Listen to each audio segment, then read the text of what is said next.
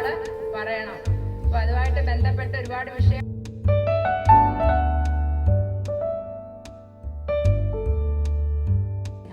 നിങ്ങൾക്ക് ഈ കാര്യങ്ങളെക്കുറിച്ച് ബോധവൽക്കരണം നൽകുന്നതിന് വേണ്ടിയിട്ടും നിങ്ങൾ ഈ കാര്യം എന്നും മനസ്സിൽ സൂക്ഷിക്കുകയും